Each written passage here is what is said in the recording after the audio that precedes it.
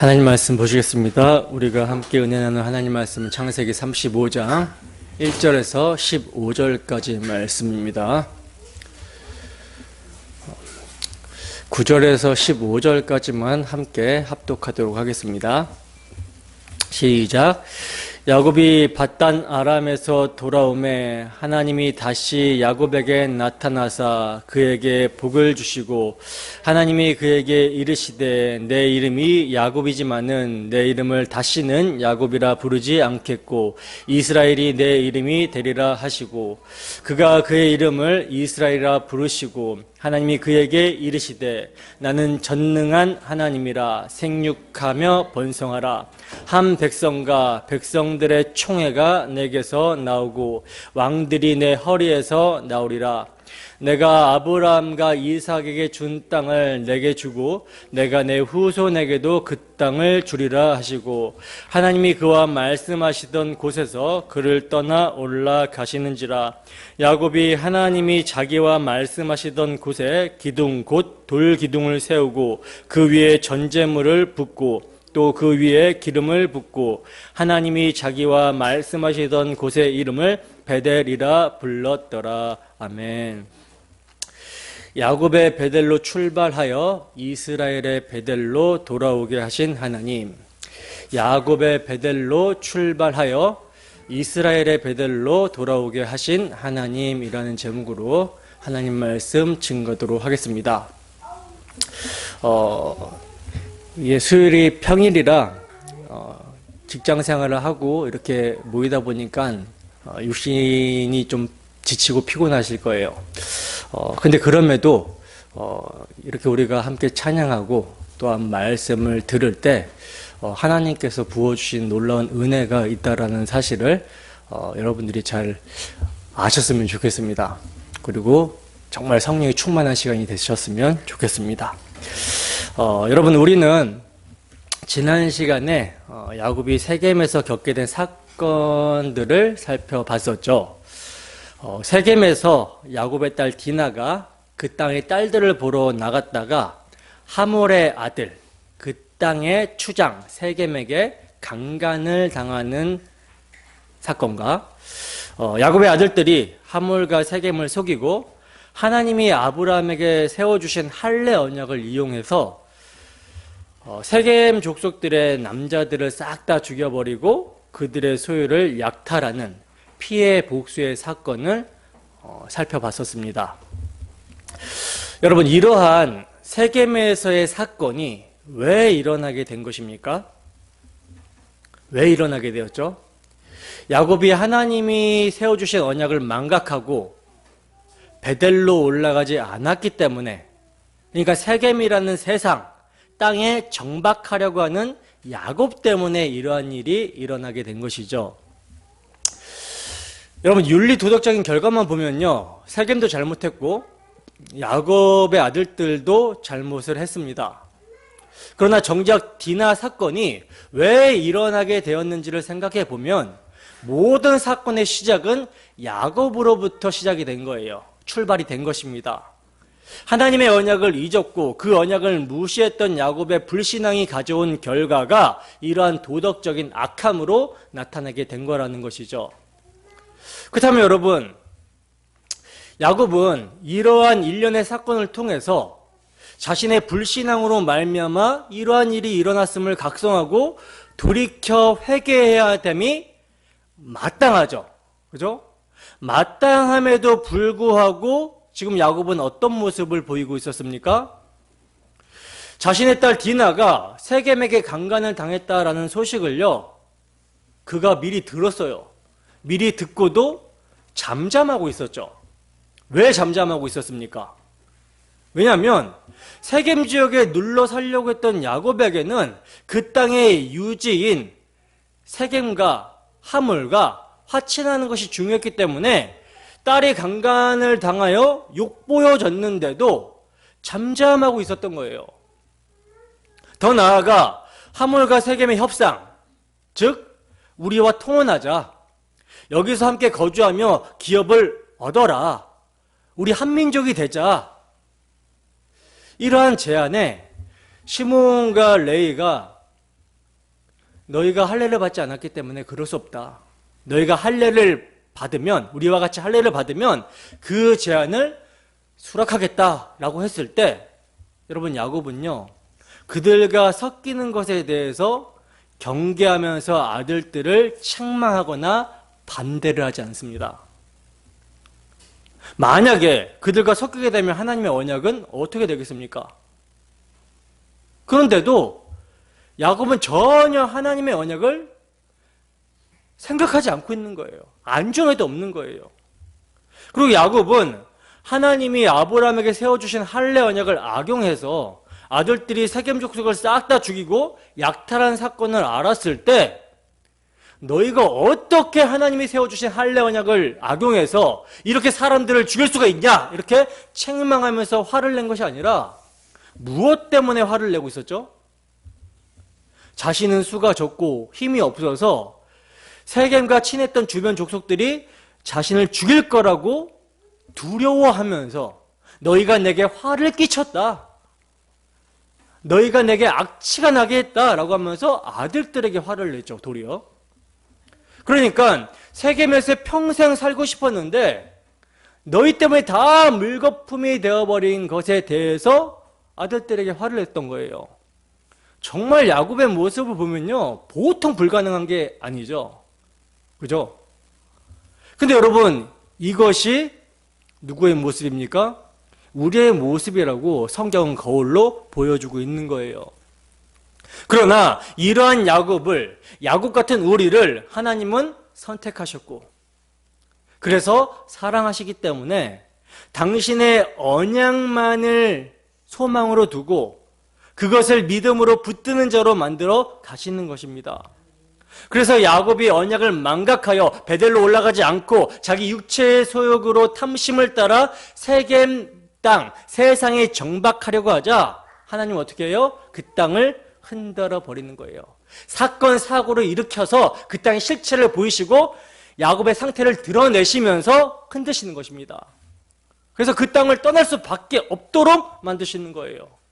그리하여 하나님의 언약에만 야곱이 소망을 두게 만드시는 것이죠. 여러분, 야곱이 얼마나 하나님의 말씀을 순종하지 않습니까? 그의 삶이 평탄할 때는요, 하나님의 언약의 말씀에는 관심이 없어요. 뭐에 관심이 있어요? 자기 집 짓기에만 관심이 있습니다. 자기 소유를 어떻게 한번 늘려볼까? 여기에만 관심이 있어요. 그러면 야곱이 언제 하나님의 언약의 말씀에 관심을 가지게 되는가? 하나님의 말씀에 귀를 기울이게 되는가? 여러분, 야곱에게 베델로 가라는 하나님의 말씀이 그에게 처음 들려질 때가 언제입니까? 언제예요? 라반의 아들들과 라반의 안색이 좋지 않을 때, 그래서 자기의 목숨이 위태롭게 될 것이라는 그러한 염려와 불안에 두려워하며 전전긍긍하고 있을 때, 그때 주님의 음성이 들려지게 되었죠. 그제서야 귀를 기울이게 되었어요. 그리고 장인가의 일이 그렇게 하나님의 은혜로 원만하게 해결이 되고 이제 형 에서가 400명을 데리고 자신을 죽이러 온다고 하자, 그때도 또 하나님께 매달리게 되죠. 그러나 그 고비 또한 하나님의 은혜로 넘어가게 되자 베델로 올라가는 것이 아니라 숫곳으로 가버리시죠. 숫곳으로 가서 자기 집을 짓고 우리를 짓고 살다가 이제 아예 세겜에다 가는 밭을 사가지고 정박하려고 합니다.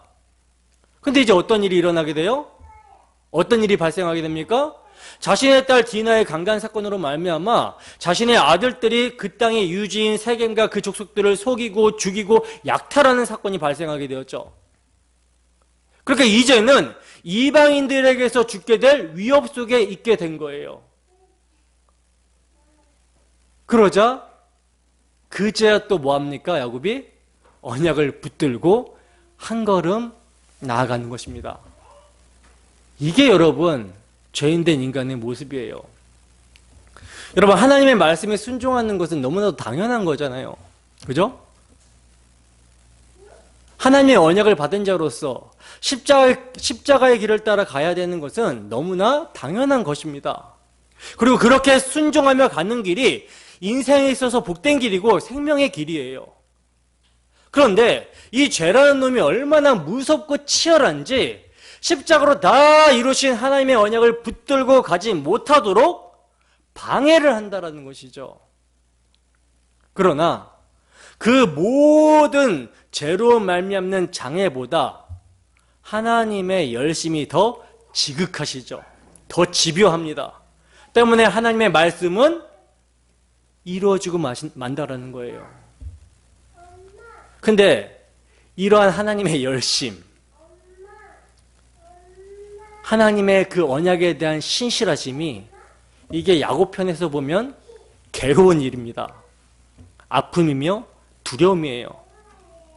자기의 딸이 강간당하고 그로 인해서 아들들이 살인을 하고 이제 그 부족들과 연대한 자들이 알고서 죽이려고 올 텐데 얼마나 놀랍고 두렵겠습니까? 때문에 우리는 이런 모습을 보면서 왜 택하시고 사랑하신다라고 하셨는데, 하나님이 택하시고 사랑하신다라고 하셨는데 왜 이러한 삶으로 인도하시는가라고 하는 의문이 생긴다라는 것이죠. 마치 말라기에서 이스라엘 백성들에게 하나님이 내가 너희를 사랑한다라고 했을 때 하나님이 어떻게 우리를 사랑하셨습니까? 라고 묻는 것처럼 이런 의문이 생기게 된다라는 것이죠. 그러나 하나님의 사랑은요, 하나님의 백성들이 하나님의 언약을 붙드는 거예요. 왜? 그 언약을 붙들어야 살게 되기 때문에 하나님은 택하시고 사랑하시는 자들을 그의 모든 삶을 합력해서 선이 되게 하시는 것입니다. 언약을 붙드는 선이 되게 하시는 거예요. 하나님의 언약의 핵심이 여러분 뭡니까? 자신 있게 손 들고 말씀하실 수 있는 분. 하나님의 언약의 핵심이 뭐예요? 임마누엘입니다. 너희는 내 백성이 되고 나는 너희의 하나님이 되겠다라고 하신 것이 언약의 핵심이에요. 그러나 범죄한 인생은요, 그 누구도 하나님과 함께할 수 있어요, 없어요? 함께할 수가 없습니다. 때문에 그 죄의 문제가 해결이 되어야 하나님과 함께할 수 있는 거예요. 그 죄의 문제를 해결하기 위해서 주신 것이 언약이라는 것이죠. 여제의 후손을 보내서 뱀의 머리를 밟아 너희를 구원해내겠다. 이 언약으로 말미암아 하나님과 화목할 수 있는 거예요. 때문에 여러분 지금 야곱이 하나님과 함께할 수 있다는 것은요, 하나님께서 언약을 통해 죄인인 야곱 대신에 여제의 후손으로 오실 당신의 독생자 예수 그리스도를 심판하심으로 속량하셨기 때문에 야곱과 함께할 수 있는 것이며, 따라서 야곱의 인생은요, 죄인인 자신이 어떻게 하나님을 대면하고 보고서도 죽지 않을 수 있게 되었나? 하나님이 세워주신 메시아 언약 때문이구나. 야, 이것이 진정한 복이구나를 경험하는 인생이 야곱의 인생이며 야곱과 동일한 성도의 인생입니다. 세상에 여러분 그 어떤 것도요, 야곱에게 진정한 복이 될 수 없어요. 야곱이 자기 집 짓기에 혈안이 돼서 자기 소유를 늘려가는 것이 복인 줄 알고 그렇게 아등바등 살았잖아요. 근데 만약에 하나님이 지켜주지 않았다면 라반에게 다 뺏겼을 거고, 하나님이 지켜주지 않았다면 에서가 복수할 때 에서의 손에서 죽었을 것입니다. 그러면 야곱이 그렇게 아등바등 그 소유를 모아서 자기 집을 세우려고 했던 게 그게 무슨 의미가 있습니까? 세상에 그 어떤 것도요, 야곱에게 진정 복이 될 수 없어요. 왜냐하면 이미 세상은 지금 죄 아래, 저주 아래 있는 세상이기 때문입니다. 그러므로 야곱에게 복은요, 메시아 언약으로 말미암아 죄의 문제가 해결이 되어 하나님과 함께하는 것, 하나님과 동행하는 것, 이게 여러분 복이에요. 때문에 야곱은 하나님이 세워주신 메시아 언약만을 믿고 의지해야 되는 것입니다. 이것이 복이고 이것이 진정으로 사는 길이에요. 따라서 하나님은 야곱을 택하시고 그를 사랑하시기 때문에 그를 언약을 믿는 믿음으로 인도하시는 것입니다. 그리고 이것이 야곱과 같은 우리의 인생이에요. 그러므로 오늘도 복음의 말씀을 사용하시는 주 성령의 역사로 야곱과 같은 우리를 십자가의 도, 언약을 믿는 믿음으로 인도하시는 하나님의 사랑을 알고 그 사랑을 마음을 다해서 찬양하는 우리 모두가 되기를 주님의 이름으로 축원합니다. 본문 1절 보겠습니다. 함께 했습니다. 시작.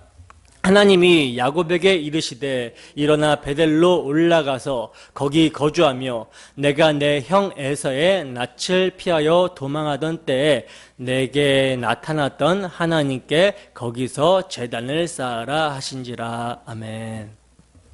자, 보시면 디나의 강간 사건과 이로 말미암아 야곱의 아들들이 그 땅의 유지인 세겜과 그 족속들을 죽이고 약탈하는 사건이 발생하게 되자 세겜과 친했던 주변 족속들이 자신을 죽이러 올까봐 전전긍긍하며 두려워하고 있는 야곱에게 하나님이 친히 찾아오셔서 이르시되 하고 말씀을 하십니다. 여러분, 하나님께서는요 항상 야곱이 환난 중에 하나님만을 의지할 수밖에 없는 상황일 때 찾아와 주셔서 말씀하시죠. 찾아와 주셔서 말씀하고 있어요. 이것은요 하나님께서 그동안 야곱과 함께하지 않으셨던 것이 아니고 또 그동안 야곱에게 말씀하시지 않았던 것이 아니라 야곱이 세상에 의지할 것이 많았기 때문에 하나님의 함께하심도 잊고 있었고 하나님의 말씀도 들리지 않았던 것입니다. 따라서 지금 야곱이 하나님의 말씀을 듣고 있다라는 것은요 그에게 지금 의지할 것이 있다라는 거예요, 없다라는 거예요?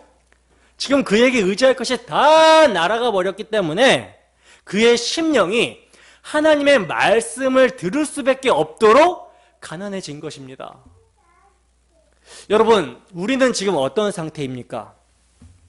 복음의 말씀을 통해 역사하시는 성령의 음성을 듣습니까? 만약에 들리지 않는다면요 지금 우리가 뭐가 많은 거예요? 세상에 의지할 것이 많은 상태이기 때문에 복음의 말씀이 들리지 않는 거예요. 그러므로 복음의 말씀이 이 시간 들려지고 있는지 우리 자신을 점검해 보시기 바랍니다. 세상에 그 어떤 것도 의지할 것이 없어서 천부여 의지 없어서 손 들고 옵니다 하고 빈손 들고 십자가 붙들고 의지할 수밖에 없는 심령, 상하고 통해하는 심령을 하나님은 멸시하지 않으신다라고 말씀하셨어요. 그리고 그 심령 가운데 하나님은 말씀을 주십니다. 여러분, 야곱은요 지금 그에게 일어난 일련의 사건들로 말미암아 하나님의 말씀을 들을 수밖에 없는 상하고 통해하는 심령이 된 거예요. 그리하여 하나님께서는 그에게 말씀하시는데, 말씀을 주시는데 어떤 말씀을 주시고 있죠? 이르시되 일어나 베델로 올라가서 거기 거주하라 하고 말씀하십니다. 베델로 올라가라. 여러분, 근데 이 말씀은 하나님께서 야곱에게 처음 하는 말씀이 아니죠. 야곱이 하라는 땅 외삼촌 라반의 집에 있을 때 그는 자기 집을 세우고자 하는 열심으로 소유를 늘리고자 고단하게 애쓰고 노력하여 마침내 번창하게 되잖아요. 이때 라반의 아들들의 시기와 질투를 받게 되고 또 라반의 안색이 변한 것을 야곱이 캐치하게 됩니다. 알게 됐어요. 그러니까 야곱의 하란에서의 상황이 언제 그들에 의하여 재산을 빼앗기고 심지어 목숨까지 어찌 될지 모르는 상황이 되어버린 것입니다. 바로 이러한 상황 속에서 두려움 가운데 야곱의 마음이 가난하여졌을 때 하나님께서는 그에게 베델로 올라가라는 동일한 말씀을 하셨다라는 거예요. 그러니까 베델로 올라가라라는 하나님의 말씀을 야곱이 듣고 하란 땅을 떠났던 것이죠. 듣고 라반의 집에서 나왔는데 그가 조금 살만해지니까 이 말씀을 잊고 산 거예요, 야곱이. 그래서 숫곳에서 자기 집을 짓고 살았고 또 세겜에서는 아예 땅을 사서 눌러 앉아버리려고 했던 것입니다. 그러나 디나 사건과 세겜 족속이 야곱의 아들들에 의하여 도륙당한 사건을 통해 야곱의 심령이 통회하고 자복하는 심령이 되자 약 10년 만에 하나님께서 그에게 또다시 찾아와 주셔서 동일한 말씀을 상기시켜 주시는 것입니다. 야곱은 잊어도 하나님은 잊지 않으신다라는 거예요. 왜냐하면 베델로의 귀환은요, 야곱의 서원이기도 하지만 하나님의 언약이기도 하기 때문이라는 것이죠.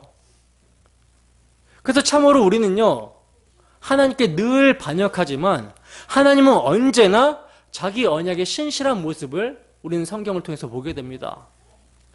이게 소망이에요. 우리 자신을 보면요, 소망이 없습니다.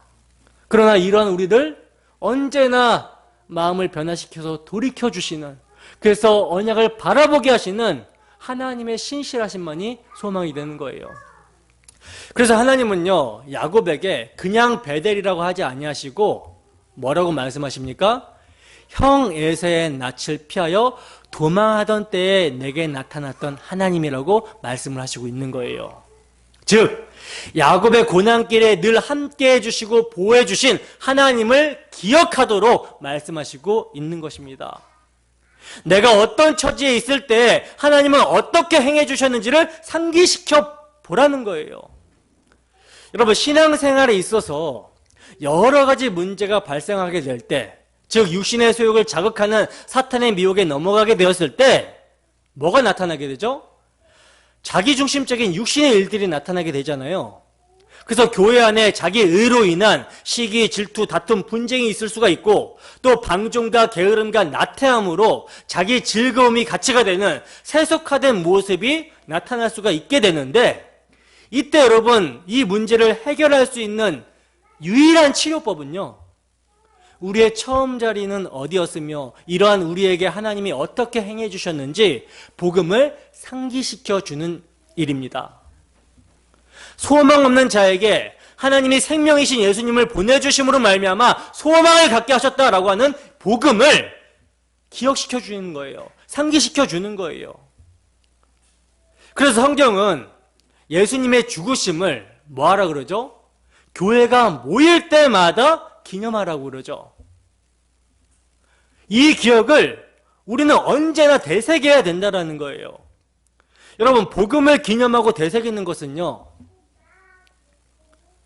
엄청난 능력이 있습니다. 복음을 기념하고 되새기는 거, 복음을 붙들고 유념하는 거, 이것은요, 육신의 소욕을 분별하게 하고요, 육신을 쳐서 복종하게 하는 등 사탄의 공격으로부터 방어할 수 있는 방패가 되고요, 또한 성도가 믿음으로 세상을 이길 수 있는 능력이 됩니다. 또한 성도가 넘어졌을 때 일으켜 세워주는 치료책이 된다는 거예요. 믿으십니까? 그래서 바울 사도는요, 생각하라고 하는 거예요. 뭘 생각하라고 하느냐? 에베소서 2장 11절에서 13절입니다. 함께 하겠습니다. 시작. 그러므로 생각하라. 너희는 그때에 육체로는 이방인요 손으로 육체에 행한 할례를 받은 무리라 칭하는 자들로부터 할례를 받지 않은 무리라 칭함을 받은 자들이라. 그때에 너희는 그리스도 밖에 있었고 이스라엘 나라 밖의 사람이라. 약속의 언약들에 대하여는 외인이요 세상에서 소망이 없고 하나님도 없는 자이더니 이제는 전에 멀리 있던 너희가 그리스도 예수 안에서 그리스도의 피로 가까워졌느니라. 아멘. 뭘 생각하라고 합니까? 보시면 사도는 에베소 교회 성도들에게 그때와 이제는을 생각하라고 권면을 하고 있어요. 그러니까 우리의 건망증을 아시는 하나님께서는요, 그때와 이제를 대조시켜서 받은 바 은혜를, 받은 바 사랑을 상기시켜주고 있는 것입니다. 그래서 그렇게 이제 받은 바 은혜와 사랑을 야곱에게 상기시켜 주신 하나님께서는요, 또 뭐라고 말씀하십니까? 바로 거기서 제단을 쌓으라고 말씀하십니다. 바로 거기서 제단을 쌓으라는 거예요. 숫곳이나 세겜에서 제단을 쌓으라고 말씀하시는 것이 아니라 하나님이 야곱을 찾아 만나 주신 곳, 그가 형 에서의 낯을 피하여 도망할 때 하나님께서 그에게 찾아와서 만나 주신 곳, 그곳에서 제단을 쌓으라는 거예요. 그에게 언약을 세워주신 그곳에서 제단을 쌓으라고 하는 것입니다. 여러분, 하나님에 대한 예배는요, 우리가 마음대로 드리는 예배가 아닙니다. 하나님이 정하신 곳에서 하나님이 명하신 대로 예배를 해야 하나님께서 받으시는 예배가 되는 거예요. 자기 마음대로 드리는 것이 아닙니다. 그 하나님이 정하신 곳, 명하시는 대로 드리는 예배는요, 사실상 장소의 문제가 아니죠. 그래서 예수님은 예루살렘도 아니고 그리심산도 아니라고 말씀을 하셨어요. 어떤 유명한 목사님은 이것을 가지고 코로나 시대 때 비대면 예배가 종교개혁이라고 그러는데, 교회론을 모르는 아주 무지한 발언이죠. 교회는요, 모였을 때 교회입니다. 자, 차치하고, 그러면 하나님이 정하신 곳과 명하신 대로 드리는 예배는 어디서 어떻게 드리는 예배인가? 하나님의 언약이 선포되는 곳. 지금 하나님께서는 야곱에게 내가 너에게 언약을 줬던 곳에서 예배를 드리라고 하잖아요. 그러니까 하나님의 언약이 선포되는 곳에서, 여기가 하나님이 명하신 곳이에요. 여기서 언약의 실체이신 우리 주 예수 그리스도의 대속의 공로를 힘입어 제단을 쌓는 거, 예배하는 거, 이것이 하나님이 정하신 곳에서 명하신 대로 예배하는 것입니다. 그래서 하나님께서는 야곱에게 언약을 세워주셨던 곳 베델에서 언약을 믿는 믿음, 즉 장차 하늘과 땅의 사닥다리 중보자로 오셔서 희생의 피를 흘려주실 여자의 후손 그리스도를 믿음으로 제단을 쌓고 예배하라고 하신 거예요. 그래서 드디어 이제 야곱은요, 하나님의 말씀에 순종하여 하나님의 말씀을 듣고 베델에 올라가는데, 올라가기 전에 무슨 일을 우선적으로 하고 있죠? 본문 2절에서 4절 말씀입니다. 함께 읽습니다. 시작. 야곱이 이에 자기 집안 사람과 자기와 함께한 모든 자에게 이르되, 너희 중에 있는 이방 신상들을 버리고 자신을 정결하게 하고 너희들의 의복을 바꾸어 입으라. 우리가 일어나 베델로 올라가자. 내 환난 날에 내게 응답하시며 내가 가는 길에서 나와 함께 하신 하나님께 내가 거기서 제단을 쌓으려 하노라 하매, 그들이 자기 손에 있는 모든 이방 신상들과 자기 귀에 있는 귀고리들을 야곱에게 주는지라. 야곱이 그것들을 세겜 근처 상수리나무 아래에 묻고. 아멘. 자, 보세요. 베델로 올라가기 전에 야곱이 자기 집안 사람과 자기와 함께한 모든 자에게 지금 뭐라고 말을 하고 있습니까? 너희 이방 신상들을 버리고 자신을 정결하게 하고 너희들의 의복을 바꾸어 입어라, 이렇게 말을 하고 있죠. 우리가 지금 야곱의 이 말을 통해 알 수 있는 것은요, 야곱과 함께한 이들이 우상 숭배를 하고 있었고 이것이 만연해 있었음을 알 수가 있습니다. 여러분, 이렇게 우상화된 이들의 모습은 마치 시내산 아래에서 금송아지를 만들고 축제를 벌였던 이스라엘 백성들의 모습을 연상케 하죠. 여러분, 베델은 하나님의 집입니다. 하나님의 집에는 하나님만이 계셔야 되는 것이죠. 따라서 야곱은 이방 신상들을 버리고 자신을 정결하게 하고 의복을 바꿔 입고 귀걸이를 떼어버림으로 다른 신을 섬겼던 죄를 회개하라고 하는 거예요. 이 야곱의 말은요, 훗날 모세가 말하게 될 너는 나 외에 다른 신들을 내게 두지 말라라는 첫 번째 계명을 실행한 것과 같습니다. 우선적으로 이방 신상들을 버리라라는 야곱의 말은요, 이들이 세겜에 살면서 이방 민족들의 문화에 젖어 있었다라는 것을 보여주고 있는 거거든요. 따라서 야곱은 그들에게 이방인들의 자기를 위한 신을 섬기는 것에서 뭐하라? 돌이키라고 말을 하고 있는 거예요. 사도 바울이 디모데에게 권면할 때 뭐라고 권면합니까? 너는 말세의 마지막 때에 나타나는 그 징조들로부터 어떻게 알아? 돌아서라 그러잖아요. 사람들이 자기를 사랑하고 돈을 사랑하고 무정하고 원통함을 풀지 아니하고 막 이런 쭉 나오는 그런 말씀들의 그 말세의 그 특징으로부터 돌아서라고 하잖아요. 이게 회개예요. 돌아서라는 것입니다. 그리고 야곱은 자신들을 정결하게 하라 이렇게 말씀을 하고 있는데, 여기서 정결하게 하는 방법에 대해서는 나오지 않지만 우리가 모세의 규례를 통해서 알 수 있는 것이 뭡니까? 물로 씻는 예식을 통해서 정결하게 했다라고 하잖아요. 그 예식이 상징하는 바는요, 그리스도의 피를 적용하시는 성령으로 말미암아 깨끗하게 씻어 정결하게 되는 거예요. 따라서 우리는 야곱의 말을요, 물로 씻는 예식을 통해 몸을 깨끗하게 하고 더 나아가 장차 오실 그리스도의 흘리신 피를 적용해 주실 성령으로 말미암아 마음을 정결하게 하라라는 의미로 볼 수 있어야 되는 것입니다. 그리고 의복을 바꿔 입으라 이렇게 야곱은 말을 하고 있는데, 지금 야곱과 함께한 자들과 야곱의 식구들이 입고 있었던 옷은요, 단순한 의복이라기보다는 이방 민족들이 즐겨 입던 복장이에요. 그러니까 우상 숭배할 때 필요했던 복장이었기 때문에 그들이 입고 있었거든요. 야곱은 이것을 벗고 갈아입으라고 하는 것이죠. 신약의 표현들 하면 뭘까요? 우리에게 적용해 보면 옛사람을 벗어버리고 새 사람을 입으라, 그리스도로 옷 입어라 라는 말씀입니다.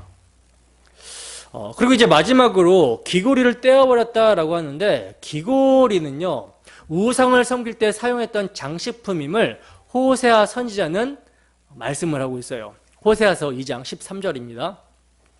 함께 했습니다. 시작. 그가 귀고리와 폐물로 장식하고 그가 사랑하는 자를 따라가서 나를 잊어버리고 향을 살라 바알들을 섬긴 시일대로 내가 그에게 벌을 주리라, 여호와의 말씀이니라. 아멘. 이렇게 귀고리와 폐물도 우상을 섬길 때 사용했던 장식품이었어요.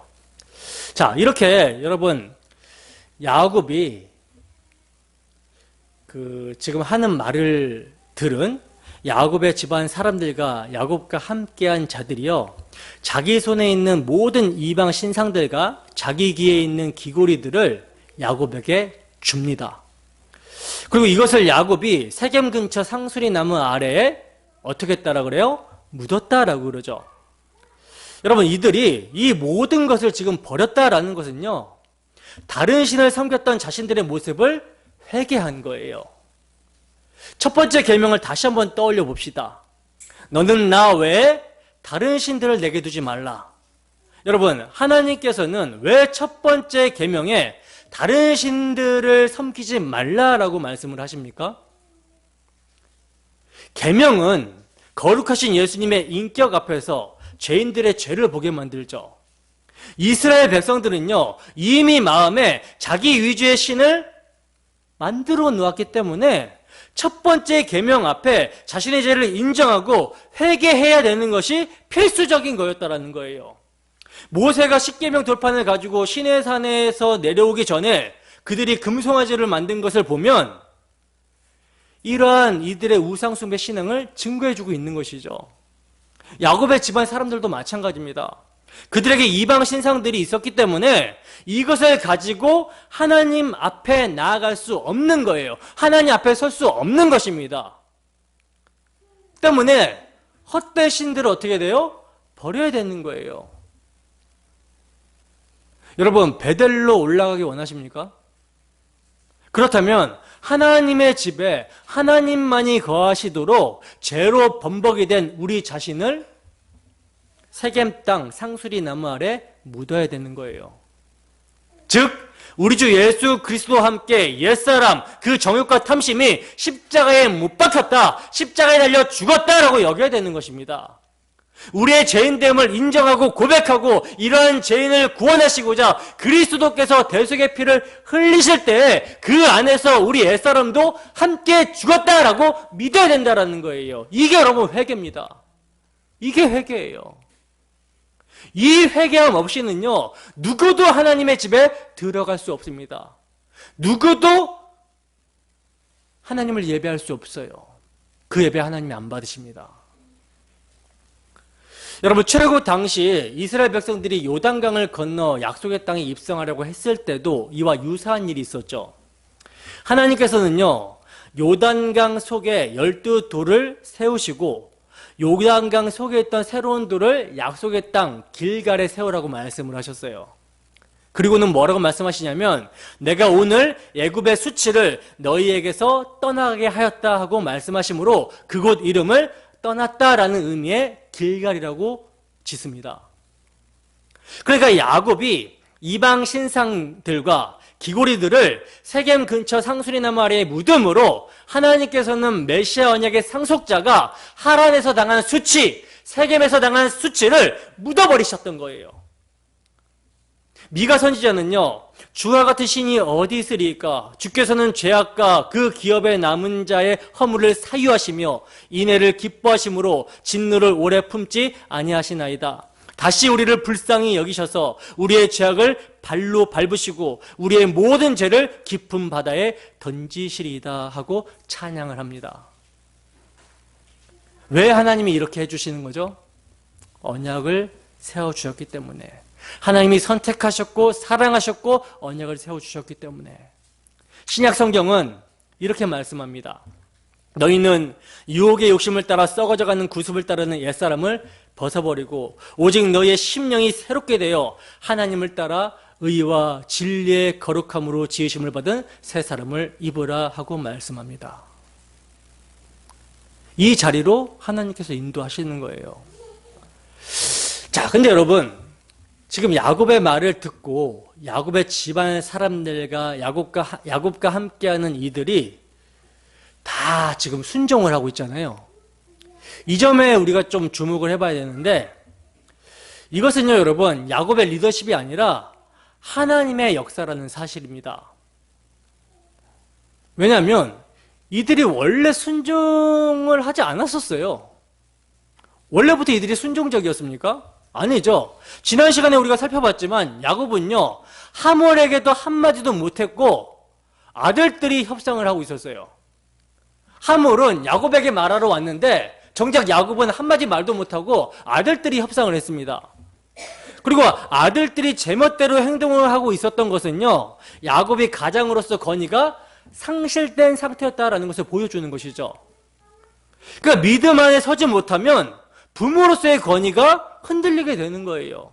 그러나 그가 베델로 올라가라는 하나님의 말씀에 순종하게 되자, 통회하고 자복하는 심정으로 하나님의 말씀에 순종하게 되자 다시금 그의 말은 권위를 갖게 됩니다.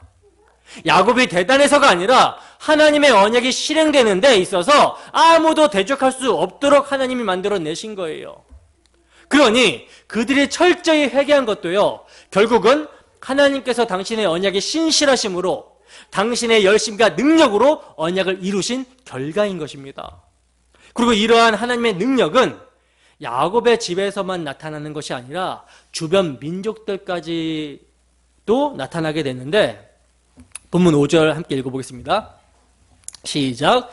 그들이 떠났으나 하나님이 그 사명 고을들로 크게 두려워하게 하셨으므로 야곱의 아들들을 추격하는 자가 없었더라. 아멘. 자, 보세요. 여러분, 하나님이 언약에 신실하지 않으셨다면, 그래서 하나님이 간섭하지 않으셨다면 라반도, 에서도, 사면의 고을도 가만히 있지 않았을 것입니다.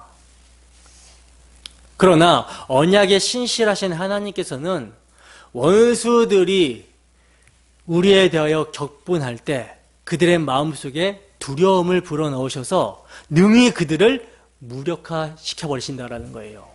이것은 적대감을 가진 사람들의 마음을 바꾸시는 주권적 하나님을 보여주기도 하고요, 영적으로 사탄이 우리에게 손대지 못하도록 보호하시는 하나님을 야곱의 모습을 통해서 보여주시는 거예요. 이러한 모습이 여호수아서에서도 나타나는데 여호수아서 2장 8절에서 11절 말씀입니다. 함께 했습니다. 시작. 또 그들이 눕기 전에 라합이 지붕에 올라가서 그들에게 이르러 말하되 여호와께서 이 땅을 너희에게 주신 줄을 내가 아노라. 우리가 너희를 심히 두려워하고 이 땅 주민들이 다 너희 앞에 간담이 눕나니 이는 너희가 애굽에서 나올 때에 여호와께서 너희 앞에서 홍해물을 마르게 하신 일과 너희가 요단 저쪽에 있는 아모리 사람의 두 왕 시온과 옥에게 행한 일 곧 그들을 전멸시킨 일을 우리가 들었음이니라. 우리가 듣자 곧 마음이 녹았고 너희로 말미암아 사람이 정신을 잃었나니 너희의 하나님 여호와는 위로는 하늘에서도 아래로는 땅에서도 하나님이시니라. 아멘. 지금 가나안 땅에 들어가기 직전에 정탐꾼이 정탐하러 들어갔는데 라합의 집에 숨어 들어가거든요. 근데 라합이 정탐꾼인 걸 알아보고 이들을 숨겨줘요. 그러면서 정탐꾼에게 하는 말이 뭡니까? 지금 여리고성에 있는 모든 자들이 하나님에 대한 소식을 듣고 어떻게 되어버렸대요? 간담이 녹았대요. 두려워한다고 합니다. 정신을 잃어버릴 정도라고 말씀을 하고 있어요. 그러니까 여러분, 하나님의 백성을 추격할 수 있는 자는요, 아무도 없습니다. 하나님의 사랑에서 끊을 수 있는 피조물은 없어요. 오직 하나님만이 자기 백성을 추격하실 수 있으십니다.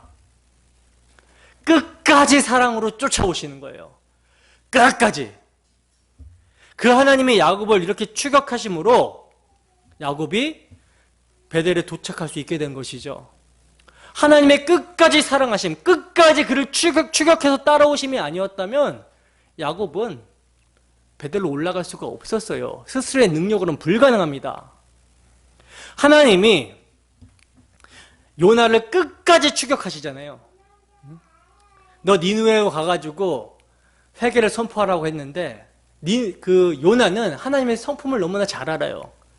그래서 하나님이 니느웨에 가서 그 화를 선포하게 하심은 이 백성들로 하여금 회개케 할 거라는 사실을 그 요나가 알았기 때문에 니느웨를 안 가고 다시스로 가는 배를 타고 도망갑니다. 근데 하나님이 어떻게 하셔요? 끝까지 찾아오시죠. 그래서 끝까지 찾아와 주셔서 추격하셔서 물고기 뱃속에서 회개하게 하고 살아나서 니느웨를 향하여 회개할 수 있는 사역을 할 수 있게 하셨어요. 그러니 우리는 다른 이들의 추격을 저지하시는 하나님께 감사해야 되고요.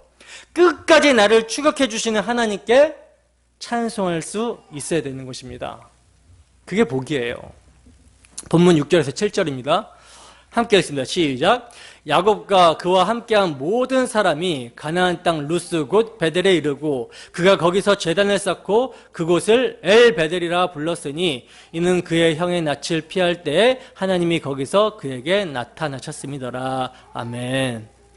자, 보시면 야곱과 그와 함께한 모든 사람이 지금 베델에 이르렀다라고 말씀을 하고 있어요. 여러분, 야곱은 언약의 계승자로서 그리스도를 모형하고 있죠. 야곱은 이종 모형을 하고 있어요. 언약의 계승자로서 그리스도를 모형하고 있고요. 또 언약을 믿는 성도를 이렇게 이중적으로 모형을 하고 있습니다. 여기서는 이제 언약의 계승자로서 그리스도를 모형하고 있는데 때문에 이 말씀은요, 훗날에 예수 그리스도께서 당신의 성도들을 인도해서 하나님의 집으로 돌아가게 하실 때 한 명도 빠지지 않고 모두 무사히 인도해 드리신다라는 것을 보여주고 있는 거예요. 그리고 야곱이 거기서 이제 제단을 쌓고 그곳을 엘 베델이라고 부르고 있는데 엘 베델이란 베델의 하나님이라는 뜻이거든요. 베델의 하나님. 그러니까 이 명칭은 세겜의 제단에서 엘렐로헤 이스라엘, 하나님은 이스라엘의 하나님이시다라고 부른 것과 큰 차이가 있죠. 베델에는요, 하나님의 언약이 있었고요. 세겜에는요, 없었습니다. 세겜에서는 하나님의 말씀이 없었고, 세겜에서는 하나님을 엉뚱하게 자신의 하나님이라고 부르고 있었어요. 그래서 하나님께서는 베델의 하나님, 즉 베델에서 너에게 언약을 세워준 언약의 하나님이라고 말씀을 하셨던 것입니다. 따라서 야곱이 엘 베델이라고 부른 이유는요, 하나님이 세겜의 제단이 아니라 오직 베델의 제단에서만 예배를 받으신다라는 것을 깨닫고 고백하고 있는 거예요. 바울 사도는 베델의 하나님을 우리에게 이렇게 적용해주고 있는데, 고린도후서 1장 3절입니다. 함께 하신다. 시작. 찬송하리로다. 그는 우리 주 예수 그리스도의 하나님이시요 자비의 아버지시요 모든 위로의 하나님이시며. 아멘. 베델의 하나님이 지금 어떤 하나님이래요? 우리 주 예수 그리스도의 하나님, 자비의 아버지, 위로의 하나님, 이렇게 지금 사도 바울은 소개를 하고 있어요. 에베소서 1장 17절입니다. 함께 했습니다. 시작. 우리 주 예수 그리스도의 하나님 영광의 아버지께서 지혜와 계시의 영을 너희에게 주사 하나님을 알게 하시고. 베델의 하나님은 예수 그리스도의 하나님, 예수 그리스도의 아버지시고 지혜와 계시의 영을 주사 하나님을 알게 하시는 분으로 소개를 합니다. 때문에 우리도 바울 사도처럼 베델의 하나님을 우리 주 예수 그리스도의 하나님, 예수 그리스도의 아버지로 알고 고백하는 은혜가 있기를 소원합니다. 본문 8절입니다. 함께 있습니다. 시작. 리브가의 유무 드보라가 죽음에 그를 베델 아래에 있는 상수리 나무 밑에 장사하고 그 나무 이름을 알론바굿이라 불렀더라. 아멘. 자, 보세요. 지금 리브가의 유모 드보라가 죽었다라고 하는 갑자기 뜬금없어 보이는 내용이 나오고 있는데, 그러나 여러분 성경에 쓸데없는 내용이 담길 리가 없겠죠.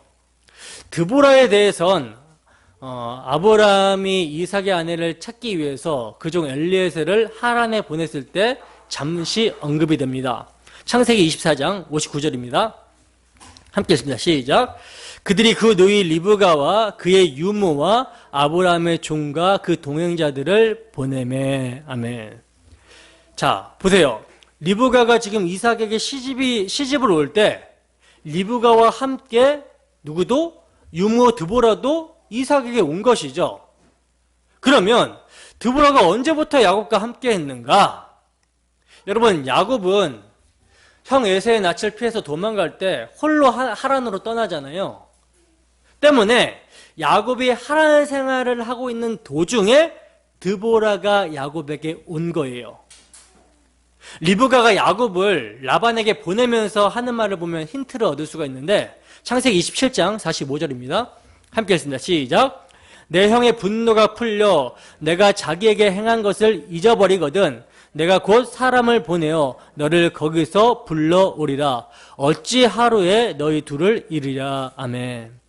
자, 보시다시피 리브가가 야곱을 라반에게 보내면서 곧 사람을 보내겠다라고 그러죠. 그 보낸다라고 하는 사람이 드보라였던 거예요.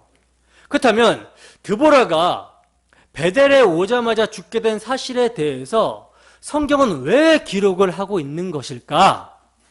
왜 기록을 하고 있는 걸까요? 여러분, 지금 드보라가 어디에 묻혔다라고 그러죠? 드보라가 묻힌 곳이 어디예요?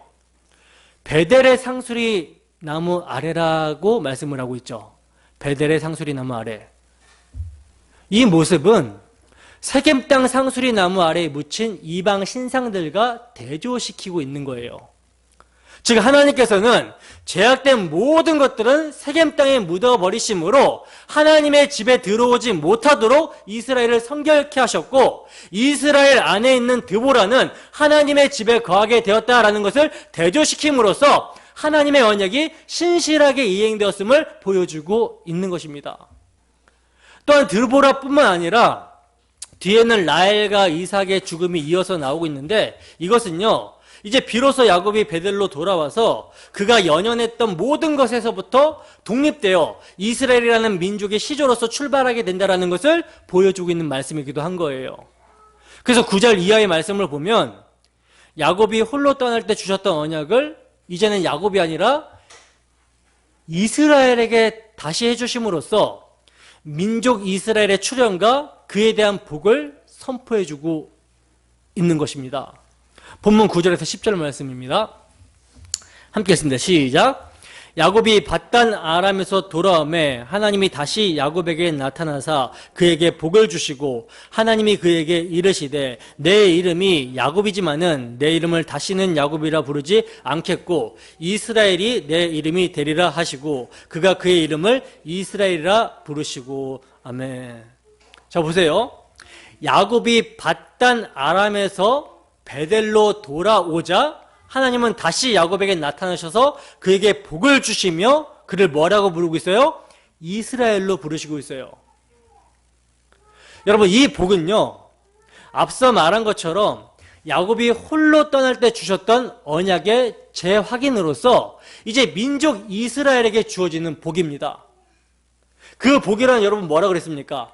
야곱이 하나님을 보고 죽지 않는 복, 하나님이 함께하는 복, 임마누엘 하시는 복인데 이 복이 이제 야곱의 개인 차원에서 민족 이스라엘에게 주어진다라고 하는 거예요. 두 언약을 한번 비교해 봅시다. 창세기 28장 13절에서 14절 말씀입니다. 함께 했습니다. 시작. 또 본즉 여호와께서 그 위에 서서 이르시되 나는 여호와니 너의 조부 아브라함의 하나님이요 이삭의 하나님이라. 내가 누워있는 땅을 내가 너와 내 자손에게 주리니 내 자손의 땅의 티끌같이 되어 내가 서쪽과 동쪽과 북쪽과 남쪽으로 퍼져 나갈지며 땅의 모든 족속이 너와 내 자손으로 말미암아 복을 받으리라. 아멘. 자, 야곱 개인에게 지금 언약을 주셨을 때도 보시면 땅과 자손을 주시겠다라고 말씀하시면서 땅의 모든 족속이 내 자손으로 말미암아 복을 받을 것이라고 말씀을 하셨는데 오늘 본문도 마찬가지입니다. 민족 이스라엘에게 주시는 복도 마찬가지라는 거예요. 본문 11절에서 12절 말씀입니다. 함께 했습니다. 시작. 하나님이 그에게 이르시되 나는 전능한 하나님이라. 생육하며 번성하라. 한 백성과 백성들의 총회가 내게서 나오고 왕들이 내 허리에서 나오리라. 내가 아브라함과 이삭에게 준 땅을 내게 주고 내가 내 후손에게도 그 땅을 주리라 하시고 아멘. 자 보시면 아브라함에게 전능한 하나님이라고 자신을 나타내셨던 하나님께서 야곱에게 동일하게 전능한 하나님으로 자신을 나타내시고 있어요. 그리고 생육하고 번성하라고 말씀하시는데 이것은 뭐예요? 첫 창조 때 하신 말씀이잖아요. 그러니까 지금 첫 창조 때와 같이 야곱은 이제 이스라엘로서 새 창조가 되었고 생육과 번성의 명령이 주어지고 있는 것입니다. 그리고 여기서 한 백성이라고 하면요 야곱의 이제 씨로 말미암아 이스라엘 백성들이 되는 거, 그러니까 야곱의 육적인 백성, 이스라엘 백성들이 되는 것을 말하는 거고요. 백성들의 총회는 이방인과 유대인의 하나가 된 영적 이스라엘 장자들의 총회를 말하는 거예요. 두 가지를 같이 말하는 거죠. 하나는 한 백성은 이스라엘 백성, 육적 이스라엘 백성들을 말하는 거고, 그리고 백성들의 총회는 이방인과 유대인이 하나가 되는 영적 이스라엘 장자들의 총회를 말합니다. 자, 그리고 또 보시면 왕들이 내 허리에서 나오게 된다라고 말씀하고 있는데 이스라엘 왕들이 출현하게 될 것과 더불어 야곱의 허리는 뭐예요? 야곱의 허리는 환도뼈가 침을 당함으로 어긋난 허리잖아요. 때문에 영적으로 보면 그리스도의 십자가, 그리스도께서 치심을 당함으로 말미암아 하늘의 왕적인 신분인 교회가 탄생할 것을 의미하고 있는 거예요. 그리고 아브라함과 이삭에게 준 땅을 내게 주고 내 후손에게도 준다라고 할 때 여기서 후손은요 아브라함과 이삭과 야곱에게 약속하신 씨 후손, 이 후손이 단수입니다. 단수. 갈라디아 3장 16절에 보시면 그 후손이 단수로서 여럿을 가리켜 내 자손이라고 하지 않고 한 사람을 말한다고 했잖아요. 그 한 사람이 예수 그리스도라는 거예요. 그러니까 야곱에게 주신다라고 하는 땅은 예수 그리스도께서 오실 이스라엘의 땅인가 동시에 영적인 이스라엘, 교회를 땅으로 받게 된다라는 말입니다. 이해가 되십니까? 그래서 히브리서에 보면 아브람과 이삭과 야곱 이들이 하나님이 계획하시고 지으실 터가 있는 성을 바라봤다라고 그러잖아요. 이게 뭐예요? 새하늘과 새 땅, 새 예루살렘, 교회를 말하는 거예요. 그들이 하나님이 함께 하시는 처소가 된다는 말씀입니다. 그리고 이것은 예수 그리스도께서 이스라엘이라는 한 백성에게 오셔서 당신의 죽으심과 부활로 말미암아 죄의 문제를 해결하고 택하신 땅의 모든 백성, 교회에게 복을 주실 것이라는 메시아 언약으로서 오직 언약에 전능하신 하나님께서 말씀하시고 이루시는 것입니다. 그래서 언약을 주시고 있는 거예요. 야곱에게 이루시는 것이, 야곱이 이루는 것이 아니라 하나님께서 야곱에게 언약을 주시고 그 언약을 이루시는 거예요. 본문 13절입니다. 함께 읽습니다. 시작. 하나님이 그와 말씀하시던 곳에서 그를 떠나 올라가시는지라. 자, 여기까지. 자, 보시면 이 모습은요, 하나님께서 야곱에게 나타나시기 위해 친히 그의 수준까지 낮아지셨다라는 의미로서 앞으로 내려보내실 예수 그리스도를 상기시키고 있는 거예요. 예수님이 야곱을 만나주시고 떠나가시잖아요. 그죠? 승천하시는 그런 모습이 지금 모형적으로 보여지고 있는 거죠. 본문 14절에 15절 말씀입니다. 함께 했습니다. 시작. 야곱이 하나님이 자기와 말씀하시던 곳에 기둥 곧 돌 기둥을 세우고 그 위에 전제물을 붓고 또 그 위에 기름을 붓고 하나님이 자기와 말씀하시던 곳의 이름을 베델이라 불렀더라. 아멘. 여러분, 야곱은요 이제 베델에서 말씀하신 하나님의 복이 메시아 언약임이라는 사실을 깨닫습니다. 그래서 이것을 잊지 않기 위해서 뭘 세우고 돌기둥을 세워서 기념하고 전제물과 기름을 붓고 있는 거예요. 그렇다면 여기서 전제물과 기름은 무엇을 의미하겠습니까? 전제는, 여러분 전제가 뭔지 아시죠? 전제는 구약시대에 행해진 제사의 하나로서 피를 상징하는 포도주를 붓는 의식이거든요. 전제, 네색이라는 말은 붓는 것, 쏟는 것이라는 의미가 있는데 구약에서는 전제로 번역을 하고 있지만 신약에서는 관제로 번역을 하고 있어요. 그래서 신약 성경에 보면 바울 사도만 이 전제에 대하여 인용을 해서 말씀을 하고 있는데 사도 바울은요 이것을 그 자신의 순교적 죽음과 관련시켜서 말씀을 합니다. 빌립보서 2장 17절, 디모데후서 4장 6절을 함께 읽어보겠습니다. 시작. 만일 너희 믿음의 재물과 섬김 위에 내가 나를 전제로 드릴지라도 나는 기뻐하고 너희 무리와 함께 기뻐하리니 전제와 같이 내가 벌써 부어지고 나의 떠날 시각이 가까웠도다. 아멘. 자, 여러분, 사도가 전제로 부어질 수 있다라는 거, 그리스도의 남은 고난에 참여해서 그가 헌신할 수 있다라는 것은요, 그가 그리스도와 연합이 되어 있기 때문에 그렇게 전제로 부어질 수가 있는 것이죠. 따라서 야곱의 전제는 전제와 같이 부어질 예수 그리스도의 희생의 피를 의미하고 있었던 거예요. 그리고 또한 야곱은 기름을 부었다라고 하는데 여러분, 기름은 왕, 제사장, 선지자를 임명할 때 붓잖아요. 그죠? 즉 예수님의 영광스러운 직분에 대한 의미를 지니고 있는 것입니다. 아마도 야곱은 이러한 뜻을 깨닫고 여자의 후손으로 오실 왕이요 선지자요 제사장 되시는 그리스도의 희생을 바라보면서 이를 통해서 하나님의 언약적 복이 임한다라는 것을 믿음으로 고백한 것으로 보여져요. 따라서 이러한 야곱의 행위를 토대로 훗날의 전제와 기름의 의미가 확정이 되는 것입니다. 그리고 성경에 보면 예수 그리스도를 돌로 이렇게 상징하고 있는 것도요, 야곱이 돌기둥을 쌓은 행위에서 내려온 것으로 보여져요. 왜냐하면 돌기둥, 전제, 기름 이 세 가지 재료들은 야곱이 성경에서 가장 처음으로 제사에 사용한 도구들입니다. 그것도 야곱으로서가 아니라 이스라엘로서 사용하고 있는 도구이기 때문에 그렇게 해석이 되어줘야 되는 거예요. 이게 구속사적인 관점이 아니면 이렇게 해석이 불가능하죠. 그러나 우리는 모든 것을 구속사 중심적으로, 예수 그리스도 중심적으로 모든 성경이 나에 대해서 이야기하고 있다라는 그 예수 그리스도 중심적으로 보기 때문에 이런 해석을 할 수 있는 거예요. 수건이 벗겨진 상태에서 밝은 빛을 조명을 받는 것이죠. 자, 이제 정리합니다.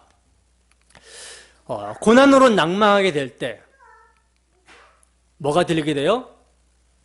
하나님의 음성이 들려지게 되죠. 그래서 회복이 일어나게 될 수 있는 기회가 됩니다. 그리고 이러한 회복은 이방 신상들을 세겜 땅에 묻고 떠나는 철저한 회개로부터 시작이 돼요. 우리식으로 말하면 옛사람을 벗어버리고 마음으로 새롭게 되어 새 사람을 입는 회개로부터 시작이 됩니다. 그리고 예배는 하나님이 정하시고 명하신 대로 예배해야 된다. 어떤 의미라고 했습니까? 언약이 선포되는 곳에서 언약의 실체, 예수 그리스도의 대속의 공로를 믿고 의지함으로 예배해야 된다라는 거. 그리고 하나님께서는 야곱의 방랑 기간을 끝내버리시고 마침내 이스라엘로서 언약의 복을 받을 수 있도록 만들어 내셨다라는 거. 그러므로 이러한 하나님은요, 야곱과 같은 우리 인생의 방랑 속에서도 약속하신 곳 베델, 예수 그리스도 안으로 돌아오게 하심으로 예수 안에서 누리는 복으로 채워주실 것입니다. 이거 확신하십니까? 우리 모두 베델로 올라가라는 하나님의 음성에 귀를 기울이시고 세겜에서의 삶을 청산시키시는 하나님의 손길 앞에 잠잠히 끌려가는 우리 모두가 되기를 주님의 이름으로 축원합니다. 기도하겠습니다.